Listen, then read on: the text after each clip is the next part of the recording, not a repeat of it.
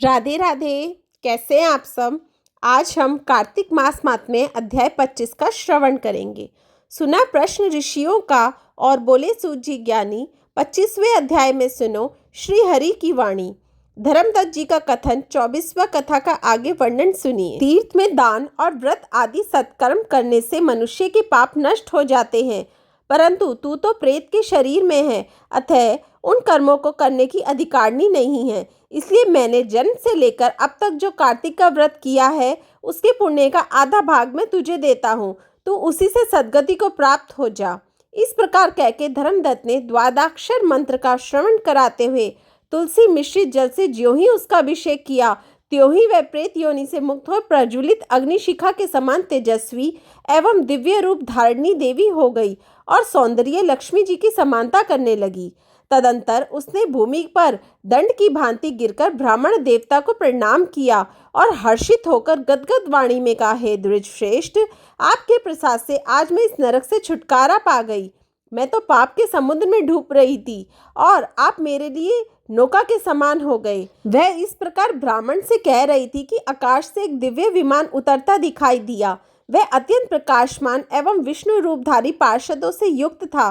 विमान के द्वार पर खड़े हुए पुण्यशील और सुशील ने उस देवी को उठाकर श्रेष्ठ विमान पर चढ़ा लिया। तब धर्मदत्त ने बड़े आश्चर्य के साथ उस विमान को देखा और विष्णु रूपधारी पार्षदों को देख के साष्टांग प्रणाम किया।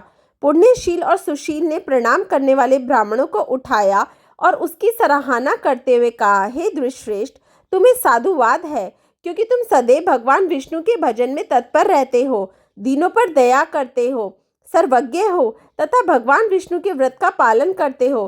तुमने बचपन से लेकर अब तक जो कार्तिक व्रत का अनुष्ठान किया है, उसके आधे भाग का दान देने से तुम्हें दुना पुण्य प्राप्त हुआ है और सैकड़ों जन्मों के पाप नष्ट हो गए हैं। अब यह बैकुंठ धाम में ले जाई जा रही है। तुम भी इस जन्म के अंत में अपनी दोनों स्त्रियों के साथ भगवान विष्णु के बैकुंठ धाम में जाओगे और मुक्ति प्राप्त करोगे।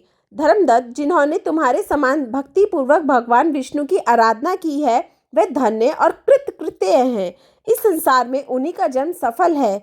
भली भांति आराधना करने पर भगवान विष्णु देहधारी प्राणियों को क्या नहीं देते।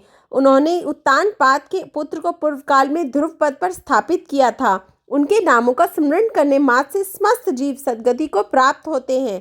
पूर्व काल में ग्रहग्रस्त गजराज उन्हीं के नामों का स्मरण करने से मुक्त हुआ था। तुमने जन्म से लेकर जो भगवान विष्णु को संतुष्ट करने वाले कार्तिक व्रत का अनुष्ठान किया है, उससे बढ़कर न यज्ञ है, न दान और न ही तीर्थ है।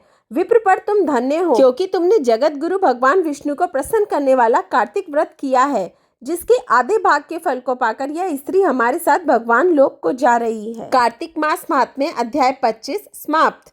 राधे राधे।